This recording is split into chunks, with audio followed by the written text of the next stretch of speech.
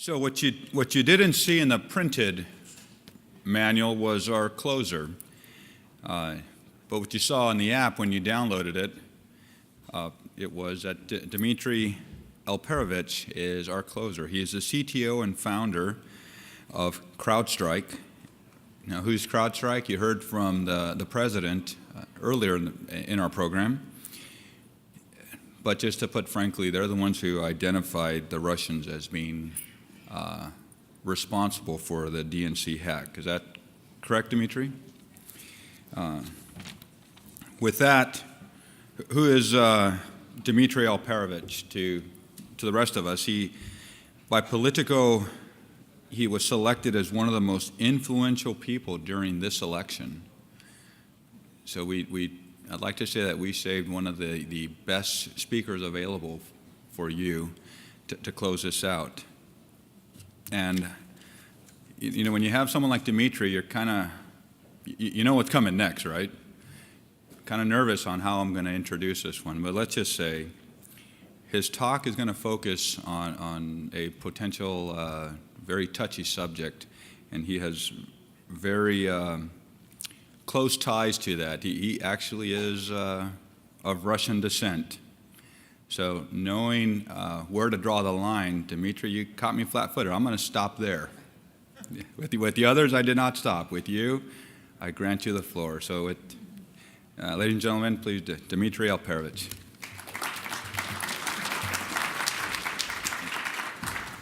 Thank you very much. It's great to be here.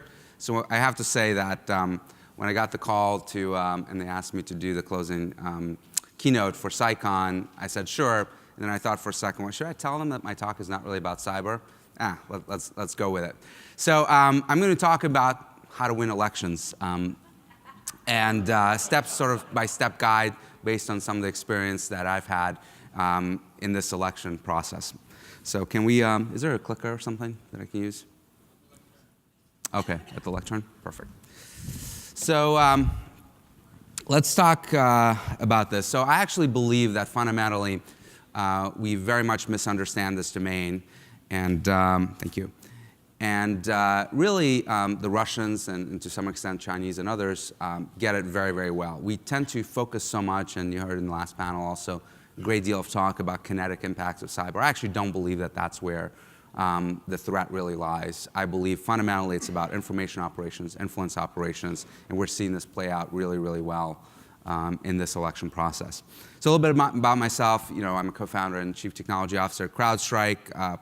Prior to that, I was at McAfee, where I revealed a lot of the early sort of days of nation-state operations. And Politico did name me as one of their top 50 influencers in this election. They came up with a sketch of me. I'm not sure it quite looks like me, but I'll let you be the judge.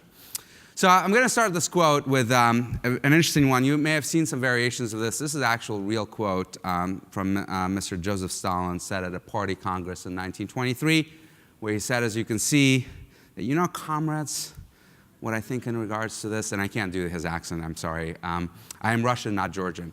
But I consider it completely unimportant who in the party will vote or how. What is extraordinarily important is this: who will count the votes and how.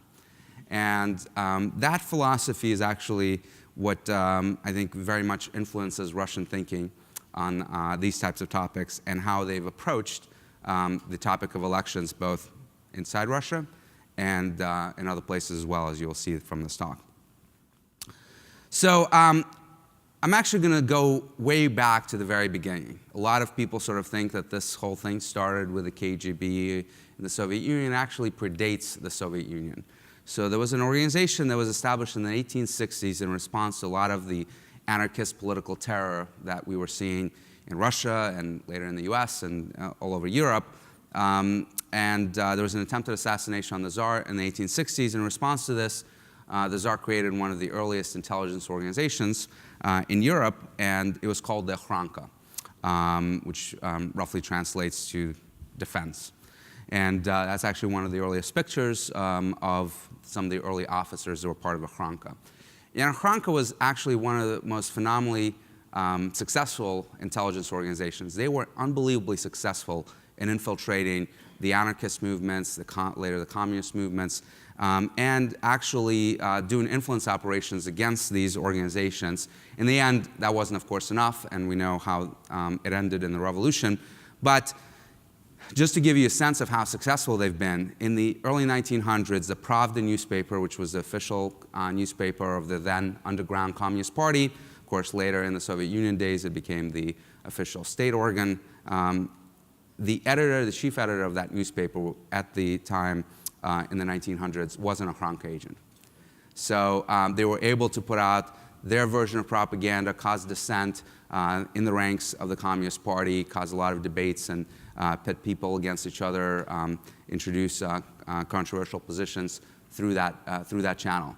Joseph Stalin, we now know, was an Ochranka agent in the early 1900s and actually gave up a lot of his colleagues who were sent to Siberia. He managed to suppress that very, very well, of course, during his reign, but it all has come out since the fall of the Soviet Union. So you had this organization, this intelligence agency that was very successful in infiltrating the Communist Party.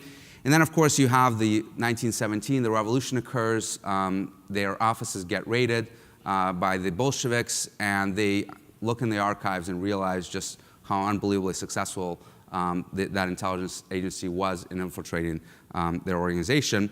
And when they formed their first intelligence agency, which was called the Cheka, later renamed a bunch of times and ultimately ended up as a KGB in the Soviet days, and then, of course, renamed into FSB. And now there's talk that it's going to get renamed once again and sort of get back to its original size and mission scope. But they modeled a lot of their tradecraft, a lot of their operations on the Ochranka, knowing how those agents were operating. That wasn't the only intelligence agency they created. So they created, in 1918, the GRU.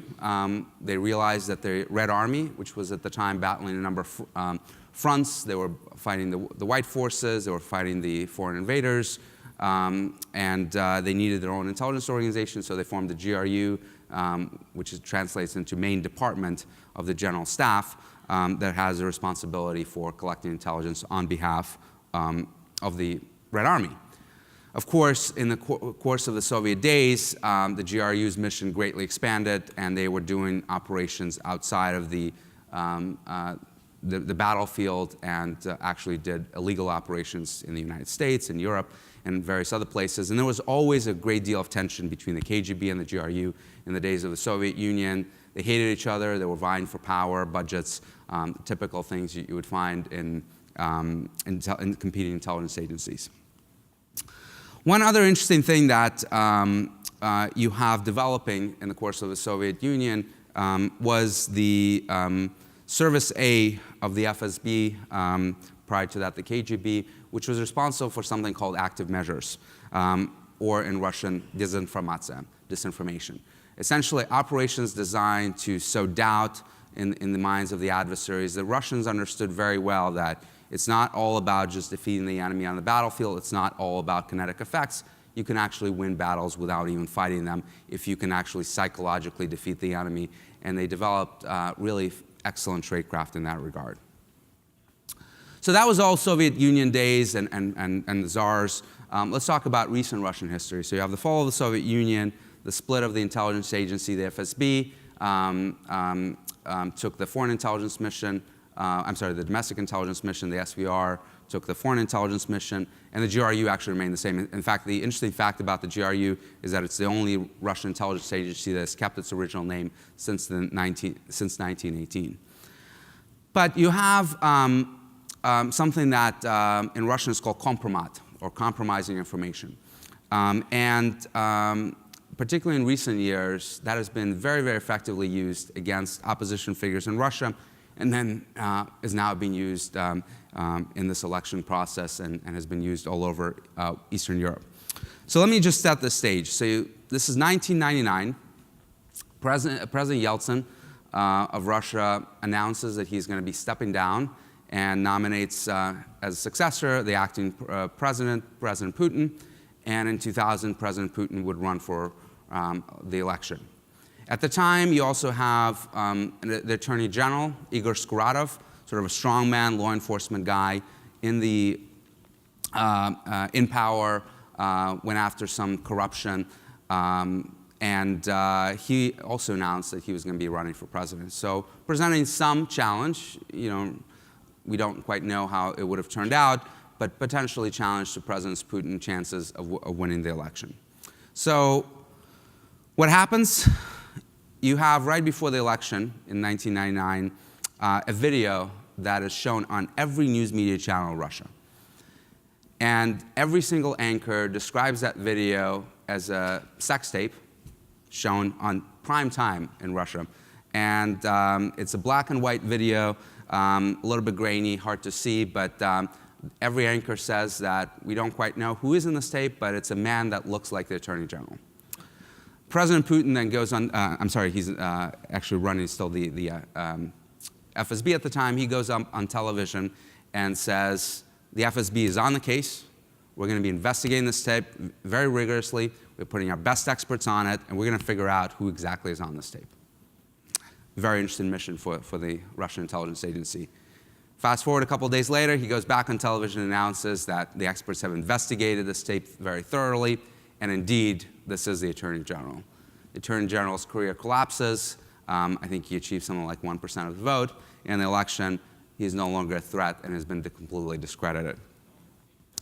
So that was one of the earliest days in the modern Russian history that we have seen an influence operation against election and a discrediting of a particular opposition candidate. This repeated itself a number of times throughout the 2000s. And there was a particularly interesting incident where in 2010, a number of liberal opposition figures in Russia have been caught in a honey trap with a lady of the night named Katya, and they were videotaped on tape, having intimate relations with her and doing drugs. It was an interesting moment because, frankly, none of these figures at the time of 2010 actually even posed a remote threat to Vladimir Putin's hold on power. But it shows you that even then, he was still concerned, and the Russian intelligence services were heavily involved in operations to try to discredit candidates, even though they posed very, very little threat to them. This has continued on a number of times, and even this year, in April of this year, the former Prime Minister Mikhail Kasyanov, who worked for Mr. Putin in the early 2000s, but then sort of broke off with him and tried to lead the opposition movement, he was caught in his house, recorded on secret camera, having an affair with his secretary. And this was a 1-hour-long documentary that was run on one of the major Russian news channels. So quite an interesting way to present news in Russia. This didn't just constrain itself to Russia. So in 2014, the French arrested a GRU operative, Colonel Lushin, in Paris, who was collecting personal compromising information on President Hollande. So in addition to building up a network of agents that would give him political information on military secrets of the French Republic, he was particularly interested in who Mr. Hollande was engaged with. Was he having an affair? A really peculiar interest for Russian intelligence. So then you start getting into the cyber realm. So in 2014, you have the announcement of a group called Cyber Berkut. This is right before the Crimean takeover. And this was a group that took its name from Berkut, which was the sort of the Spetsnaz team of the Ukrainian police who shot on the protesters in the Maidan in Kiev during the uprising there in February. So this group sort of modeled itself on we are the cyber version of Cyber Berkut. We're here to suppress the quote-unquote illegal coup that's taken place here. And this group has been involved in a number of really interesting operations that we'll talk about in a few minutes. 2016, I do want to mention the Lena affair, another attempt to get involved in electoral politics outside of Russia. For those of you who don't know, very interesting case in Germany earlier this year where a Russian immigrant, a 13-year-old girl, goes to the police and claims she's been brutally raped for a 24-hour period by migrants that have come over from Syria. There's a huge uproar among the Russian immigrant community in Berlin. The Russian the Russia Today news channel picks this up. Sergei Lavrov, the Russian foreign minister, actually makes a huge case out of this with Angela Merkel and the German government. After investigation, it has actually determined that the story is false and the girl was never raped. But nevertheless, it was an attempt to create political trouble for Angela Merkel and her policy of accepting migrants from Syria. So let's talk about direct influence in an election, because what we're seeing right now, this unprecedented campaign against us, has actually had its blueprints developed long before, a few years ago, in Ukraine. So first you have Vladimir Klitschko, the famous boxer, who is Ukrainian, and he was one of the candidates for presidency in the May election in 2014 in Ukraine. He ran on an anti-Russian platform, and the first thing that the Russians decided to do is to try to discredit him through, what else? Email leaks, something that has become very familiar to us in the course of this election. So in February of that year, a couple of months before the election, they hack into his party's email servers and leak out a bunch of correspondence. And the goal of that was really to show that he's a puppet of the West, a puppet of America. They were leaking out information about how he was talking to the State Department. In the end, it was quite innocuous conversations that you would expect people to have with the US State Department, but nevertheless, it was very much presented in the Russian media as, here you have the US. The narrative is the US caused a coup in Ukraine and is now installing a puppet government that is anti-Russian on Russia's borders. The other objective of the information campaign in Russia was to also portray all these candidates as fascists, as Nazis. So you have a lot of imagery that emerged online, defacements with Nazi swastikas showing Ukraine as a fascist state. So May 2014, you have the presidential election. There are a couple of very interesting cyber intrusions that occurred during this time. So first of all, you had some DDoS attacks. A cyber coup launched against the Ukrainian election. To me, that's actually not very interesting. But the more interesting piece was actually, the TV just went out. The more interesting piece was the direct intrusion into the Ukrainian Election Commission. And there were a couple of things that were interesting. One, there was some destructive malware that attempts to actually impact the voting process and the aggregation of the counts from the different provinces in Ukraine. But then there was a direct attempt to actually change the website that showed the results, the total results of the votes. The fascinating thing is that the SBU, the main intelligence agency in Ukraine, which was sort of the successor of the KGB in Ukraine, actually managed to detect that attack early on, kick the adversaries out, and they never were able to change the website. Nevertheless, Russian television, Channel 1, the main television station in Russia, showed this screenshot purportedly coming from the Ukrainian Election Commission website. Mind you, this data never appeared on the election website. But what it is showing is that Petro Poroshenko, the ultimate president, did not win. He came in second. And the person that won is someone named Dmitri Yarosh, who is a very right-wing sort of neo-Nazi leader in the opposition and the leader of an organization called Right Sector, which is anti-Semitic and racist organization. So you had the television crew, the television station in Russia, showing this as the official result reported by the Ukrainian Election Commission, reinforcing the narratives that the fascists truly are running Ukraine. Again, the disinformation campaign in the cyber realm did not actually succeed. They never managed to put up this data on the election website, but that didn't stop them from giving it directly to the Russian television station to report as the official results of the election. Later that year, you have another election in Ukraine, this time the parliamentary election, another attempt to disrupt that. This time, the cyber coup not only goes after the election commission, but they also managed to successfully hack a number of electronic billboards all over Kiev and put out discrediting information on different candidates that were running in that election. Now, fast forward 2 years, 2016, we're in the very unprecedented election in many ways in this country. And let me walk you through that situation. So, summer 2015, Cozy Bear, an actor that we named at Crowdstrike, enters the DNC network. The Cozy Bear, the way we attributed the Cozy Bear actor is based on a number of things that they were using. A CDaddy Python-based backdoor. They were using particular PowerShell scripts and WMI persistence mechanisms we've only seen associated with Cozy Bear actors, as well as many other things I won't go into great detail.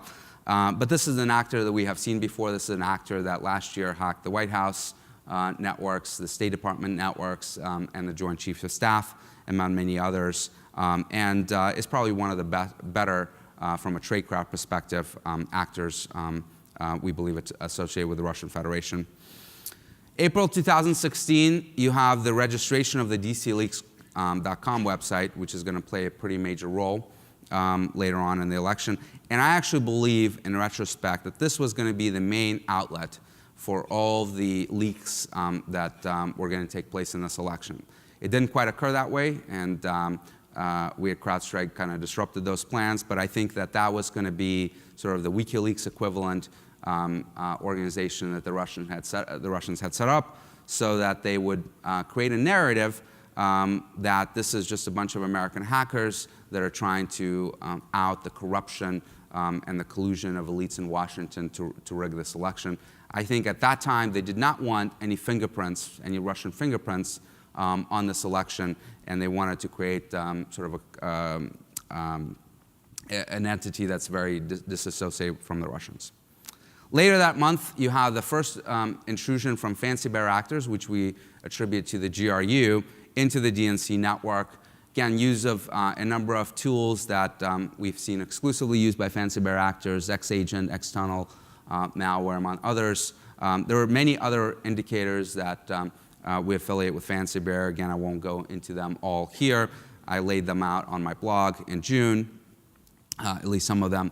But we were very confident that Fancy Bear was the same actor that we had seen previously attacking the German Bundestag, previously attacking the TV5 channel in France, which was a pretty destructive attack against that media organization, and also has been involved for over 10 years in intrusion operations and traditional espionage against numerous NATO targets, defense departments, and other military organizations all over the European Union, as well as Ukraine, as well as Georgia, things of strategic interest to the Russian military.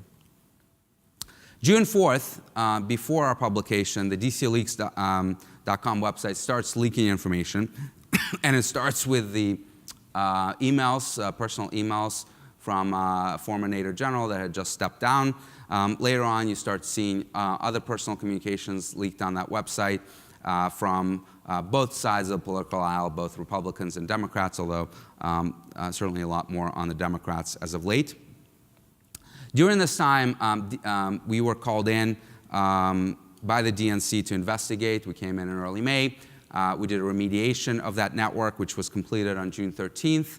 And on June 14th, we publicly announced the breach and our attribution to the breach. We were asked by the DNC to do this. Usually when we do these types of intrusion investigations, we don't talk about them. Our clients never want to make this public. In this particular case, the DNC said, we want you guys to come out. We want you to publish your information. We want you to talk about the attribution, because we think it's very important for the American public to know that Russia is trying to meddle in this election. So we did that. And at that point, I was still thinking, this is pretty standard. A political party getting hacked by the Russian intelligence is nothing surprising. This is the sort of thing that the US government certainly would do against political parties overseas, to get intelligence on what their platforms may be, the positions of different candidates, how that's going to affect our relations. Standard fare. Then something unprecedented happens. June 15th, the emergence of the Guccifer 2.0 persona on WordPress and Twitter, followed by multiple dumps of the DNC.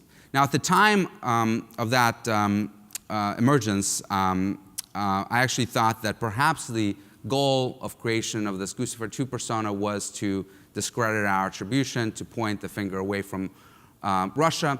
And I certainly think that was part of the goals. But clearly, as we started to see in the following leaks, continued information getting dumped, it became very, very clear to me that the ultimate goal was actually to discredit the election, and discrediting the attribution was just a small part of that. I actually think that the Guccifer 2.0 was not part of the original plan. It was clearly a very rushed job. A lot of people, including Dave Vitale and many others, did some phenomenal analysis following those leaks and showed the very poor tradecraft that the Russians had used with Cyrillic metadata in the documents, with creating this person as a Romanian sort of hacker, and when journalists actually started engaging him in Romanian, found out that he actually doesn't speak it but uses Google Translate. A lot of things that clearly were not well thought through, because I think the original goal was to use DC leaks ultimately to reveal this information. But once we came out and pointed the finger at Russia, they had to have a plausible alternative. They had to have someone who would come out and say, no, it's not Russia, it's me. And it was actually a very incredible claim on that first blog post, because what this Guccifer persona claimed is not only that they had hacked the DNC, but that they were the only ones that had hacked the DNC. And in all of my lifetime doing these intrusion investigations, I have never seen an intrusion group go into the network and then do a complete forensic investigation of that network to determine that they were the only ones that were ever in there. It just does not happen, right?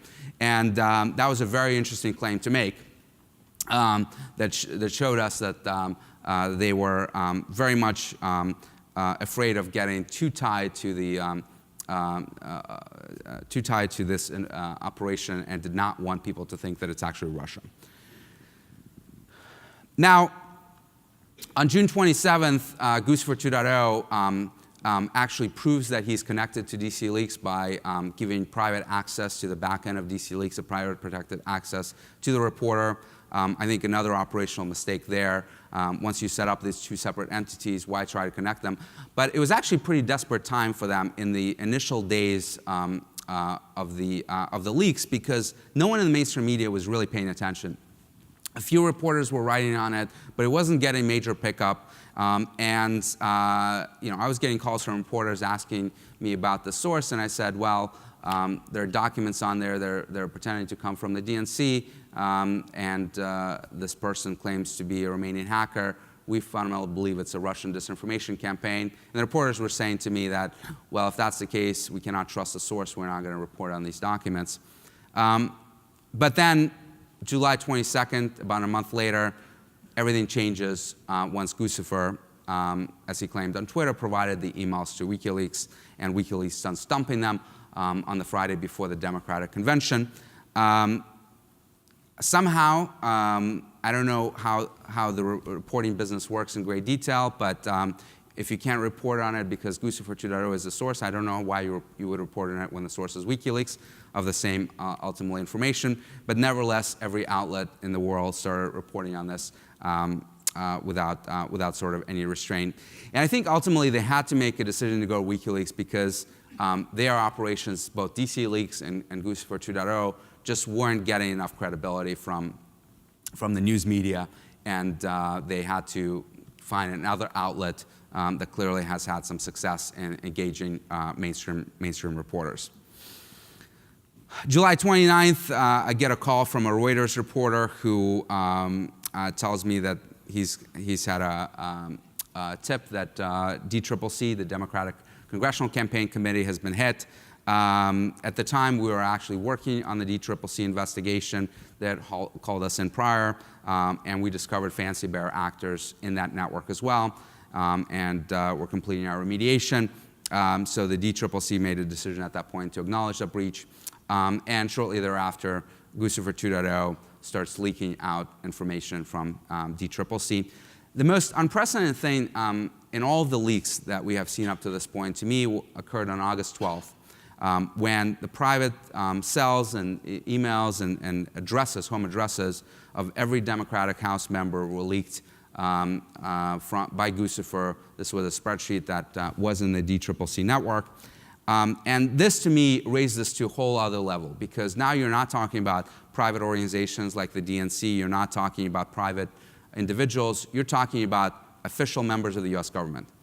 And members of the legislative branch. And you're talking about impact to their personal safety. because that weekend I was on calls with the Sergeant of Arms and many congressional leaders. They were deploying police cars to many districts around the country because they're afraid that some crazies would use this information and try to harm elected members of Congress. All of them had to change their cell phone numbers because they were getting just the nastiest texts and phone calls on their personal phones. Many of them had changed their email addresses for the same reason. So that was a direct sort of, in my opinion, information attack on government officials in this country, which raises this to a whole new level. You had the shadow brokers leak on August 13th. Now, some folks, including Edward Snowden, believe that that was the Russians behind it. The timing is certainly very interesting. We're now seeing the investigation that perhaps it was an insider within the NSA. I don't have any personal information to indicate one way or another, but it's certainly been a very interesting summer.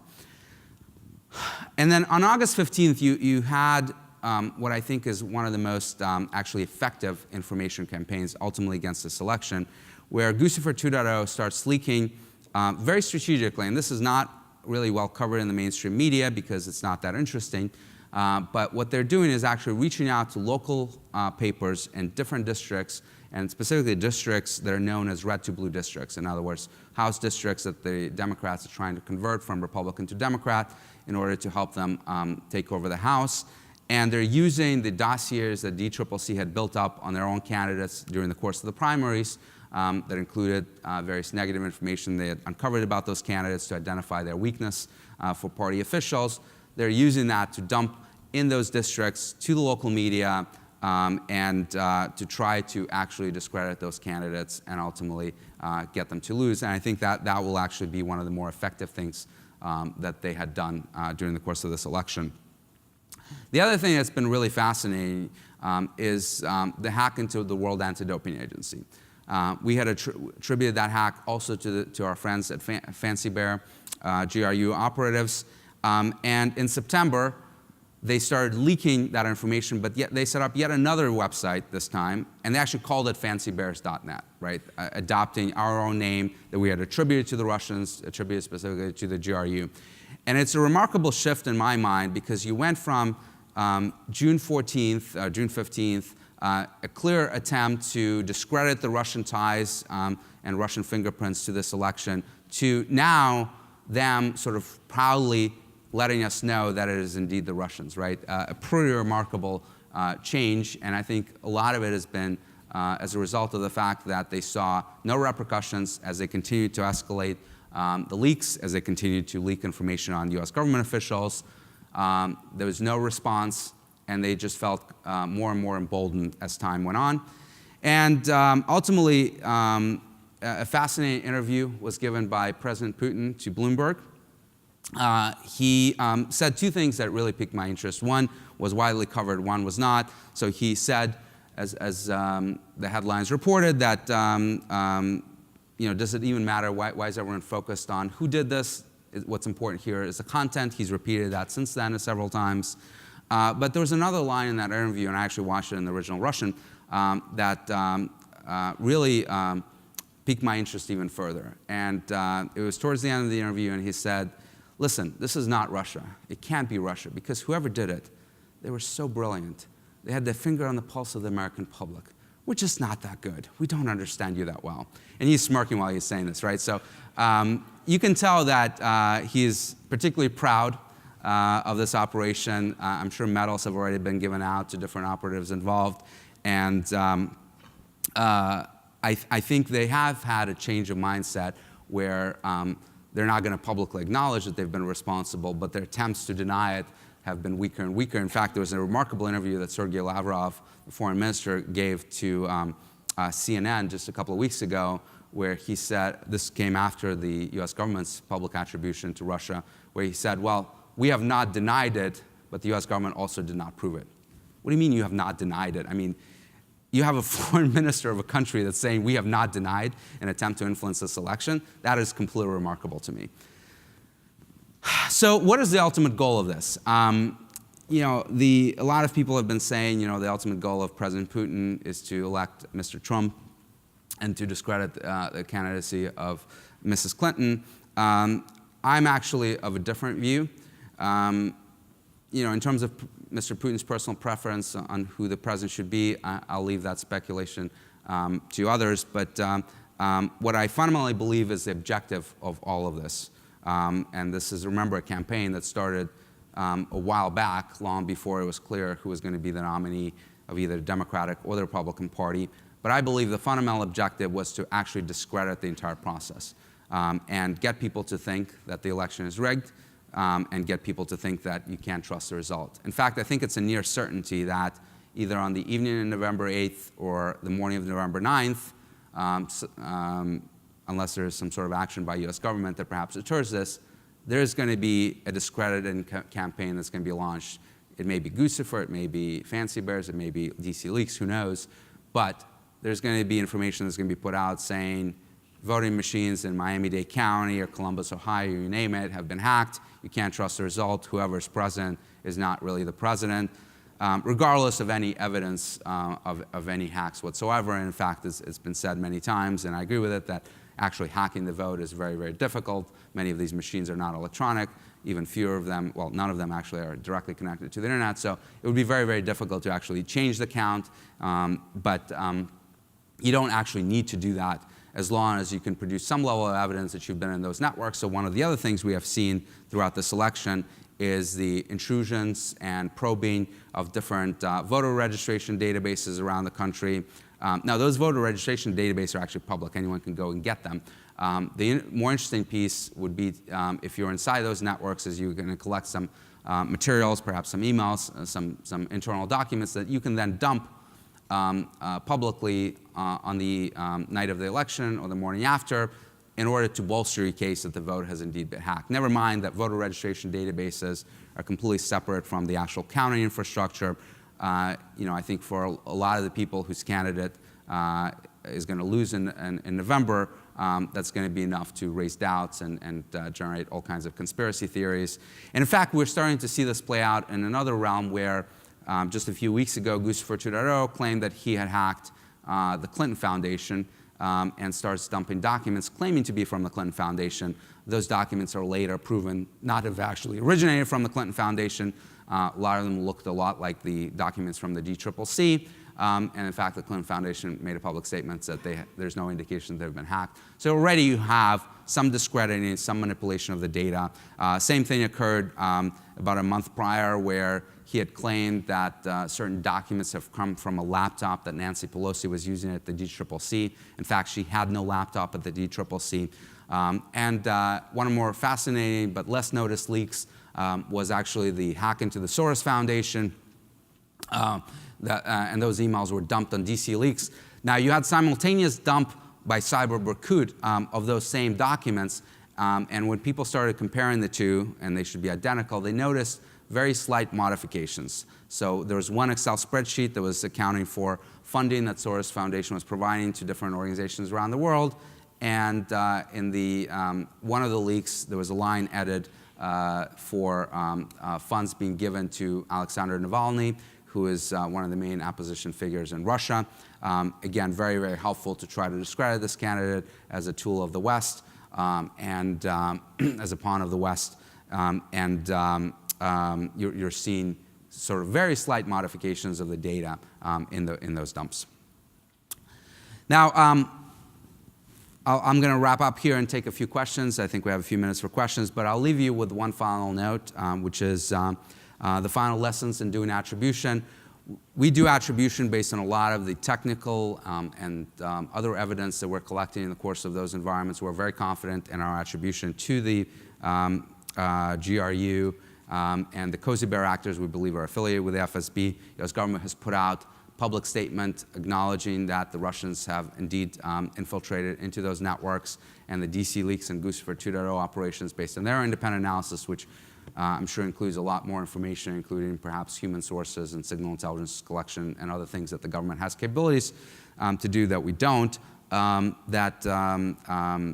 those hacks ultimately were driven from the highest levels of the US government. But you also have other figures doing attribution in this domain. This election has been particularly fun to watch on the news, and on the Stephen Colbert Show, you had some interesting attribution being done. I'll come back to this in a second, but he identified exactly who the Cozy Bear actors are, and then also the Fancy Bear actors. One last piece of sort of interesting trivia. If I can go back, my thing. Okay, there you go. We at Crowdstrike not only give kind of funny names to these actors, a little bit tongue-in-cheek of playing with them, but we also create occasionally T-shirts with those actors and create character animations. So I'll tell you a little bit of the story of why we called Fancy Bear Fancy Bear. And this is the actual T-shirt image. If anyone wants those T-shirts, unfortunately didn't bring them with me, but please contact me afterwards. We'll be happy to ship them over to you. So a little backstory. This is not well known, but we have a naming scheme at Crowdstrike. So it's an animal naming scheme. So anytime we're dealing with a nation-state actor from Russia, for example, you'll be called a bear. If it's China, it's a panda. If it's Iran, it's a kitten, Persian cat references, and so forth. And then the individual analyst that's investigating a particular intrusion and comes up on a new actor would give the first name to that actor, the first word to that actor. So the malware that Fancy Bear uses, one of the pieces of malware, is widely known in the antivirus community as Sophacy. And the analyst working that case had the song from Iggy Azalea, "I'm So Fancy," on his mind when he was working that reverse engineer that malware. So Fancy Bear is the name that stuck.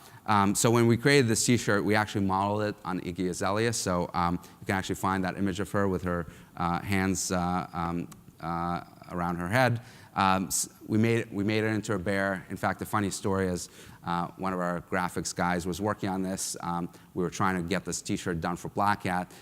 He was sending me different revisions, and I'm like, Matt, this does not look like a bear. And finally, he gets frustrated. This is over the weekend. The deadline is about to pass. He's like, Dmitri, there's only so much I can do to make a tiny pop star look like a bear.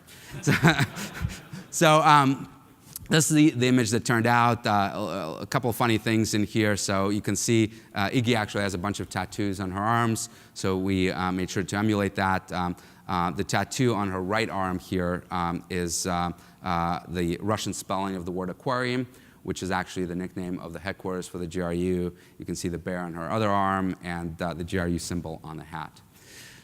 Anyway, a couple other things. Some of the inside story, I didn't go into a lot of details on the DNC, is actually going to be published tomorrow. Esquire magazine is doing a very detailed profile of our investigation, so I encourage you to go read that if you're interested. And if you're watching the show, the Circus, on Showtime, which is this reality show going behind the scenes of the election. I'm not sure who's watching because I think everyone's very sick of the election, but you may see a cameo of me on that show later tonight. Anyway, thank you very much, and I'll take a few questions if there are any. Yes.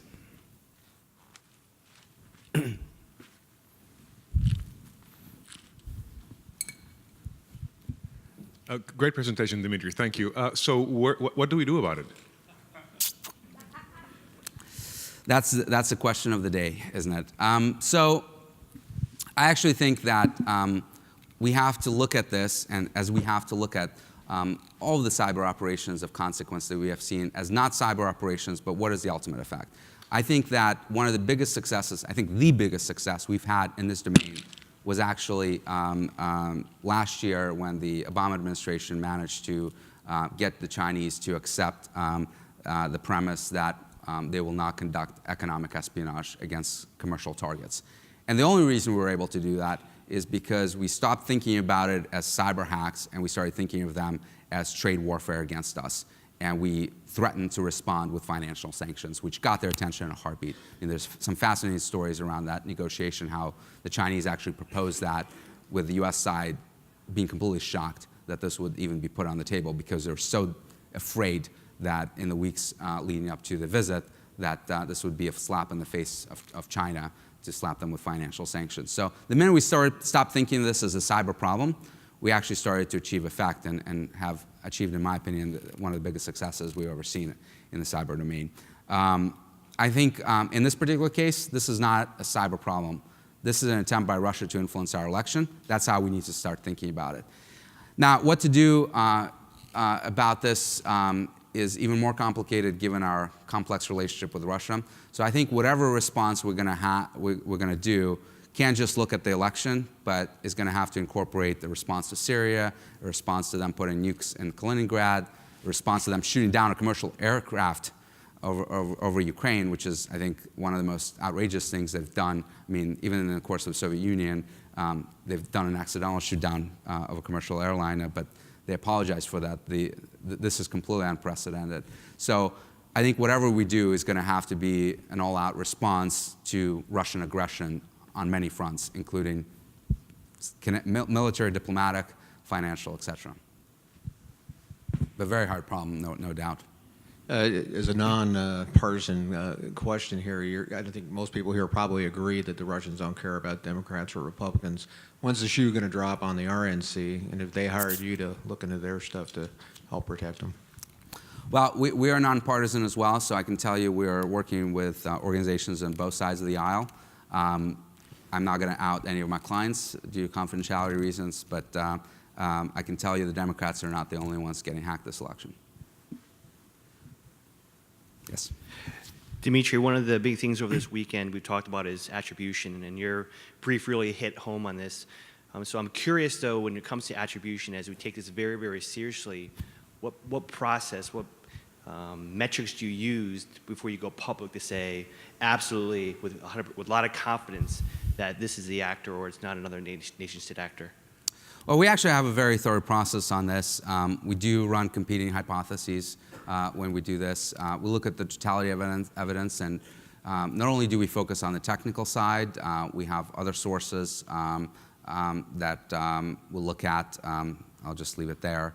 So for us to make a public statement like this, we have to have a lot of confidence. I think so far we've been batting at 100, and hopefully we'll continue. Other questions? Oh, great. Well, yes. Mm-hmm. Final questions from Kim.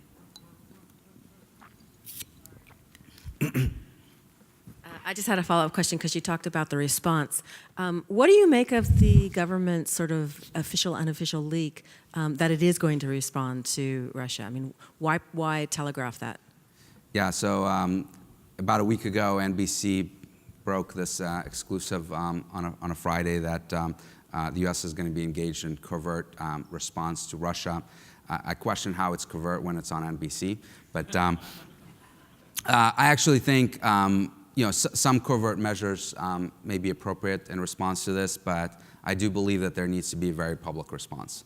And now that the U.S. government has come out, which I applaud them for, and revealed their attribution, you can't not respond publicly because the whole world is watching. And I've been contacted by a number of European governments who are actually very, very concerned because they're looking at this and they're saying, if you can do this to America, we're totally screwed over here, right? They're just going to walk all over us. So it's very important for allies. It's very important also for other adversaries that we face in this domain because they're watching as well, right? Do we want China? Do we want Iran? Do we want North Korea to be doing this to us? So a public response, whether it's actually even going to be effective or not against Russia, is irrelevant. Some public response that we're not going to take this sitting down is very, very important. Now, a covert response may be more effective in convincing Russia to actually stop this activity, but you need a public element to this, in my opinion. All right, thank you very much. Really appreciate it. Dmitri, what a way to end this conference, leaving us all on our way, very confident and assured that we got it all together and that we have really nothing to worry about. Thank you so much for that. So what a way to end the conference, huh?